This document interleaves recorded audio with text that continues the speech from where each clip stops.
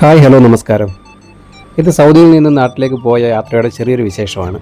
മക്കൾക്ക് ചെറിയൊരു സർപ്രൈസ് കൊടുക്കാൻ വേണ്ടി പോയതാണ്.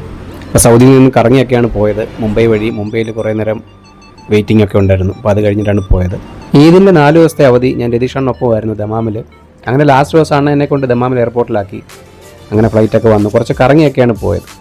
അപ്പോൾ കല്യാണ വീഡിയോ ഒക്കെ ഇരുന്ന് ഫ്ലൈറ്റിലിരുന്ന് കുറച്ച് നേരം കണ്ടു. അപ്പോൾ മുംബൈ വഴിയാണ് പോകുന്നത്. മുംബൈയിലൊരു 7-8 മണിക്കൂർ വെയിറ്റിംഗ് ഉണ്ടായിരുന്നു.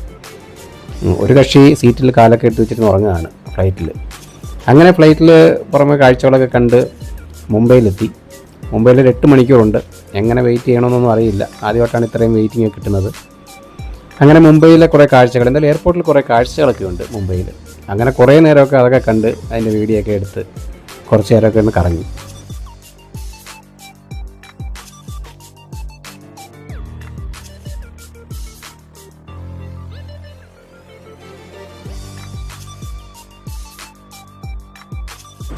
സമയം കുറച്ച് കൂടുതൽ വെയിറ്റിംഗ് ഉള്ളതുകൊണ്ട് കുറേ നേരം എയർപോർട്ടിനകത്ത് കറങ്ങി. കാണാനുള്ള കാഴ്ചകളും കുറേ ഉണ്ടായിരുന്നു മുംബൈ എയർപോർട്ടിൽ. ആദ്യമായിട്ടാണ് പോകുന്നത് എയർപോർട്ട് മുംബൈയിൽ.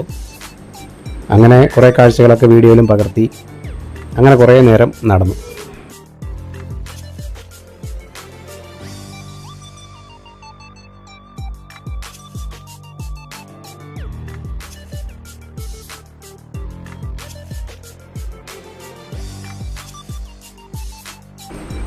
അങ്ങനെ മുംബൈയിലെ കാഴ്ചകളൊക്കെ കണ്ട് മുംബൈയുടെ വിട പറഞ്ഞിട്ട് നമ്മുടെ സ്വന്തം തട്ടകമായ തിരുവനന്തപുരം എയർപോർട്ടിലെത്തി.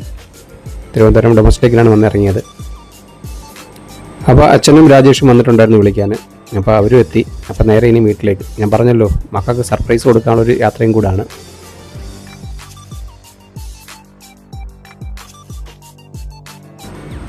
അങ്ങനെ സമയം കളയാതെ പെട്ടെന്ന് തന്നെ വീട്ടിലെത്തി. അപ്പോൾ ഇന്ദുവിനോട് കാര്യങ്ങളൊക്കെ നേരത്തെ പറഞ്ഞിട്ടുണ്ട്. ഇന്ദുവിനോടകത്ത് വീഡിയോ ഒക്കെ എടുക്കാൻ വേണ്ടി ചട്ടം കെട്ടി നിൽക്കുകയാണ്. അപ്പോൾ നേരത്തെ കാര്യങ്ങളെല്ലാം പറഞ്ഞ് സെറ്റാക്കി. മക്കൾക്ക് മാത്രം അറിയത്തില്ല.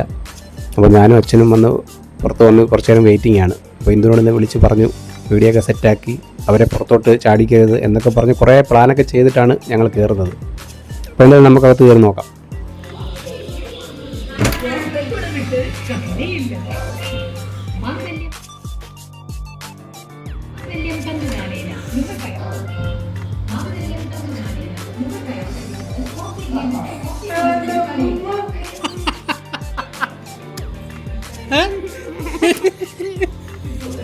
ഇങ്ങോട്ട് നോക്കടാ.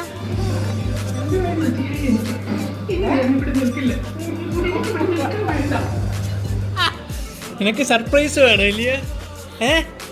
നിനക്ക് സർപ്രൈസ് വേണം ഇല്ലേ? നിനക്കോ എന്ത് വേണം?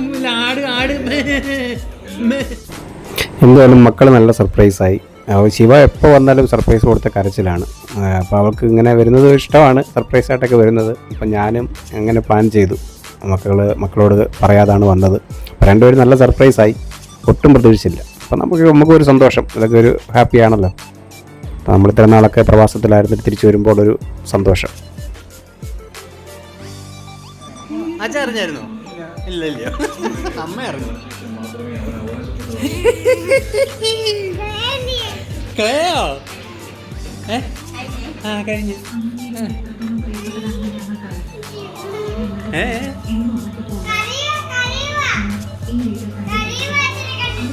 നീ എന്താ കരയാത്തെ? ചിരി വരുന്നു നിനക്ക്? ഏടാ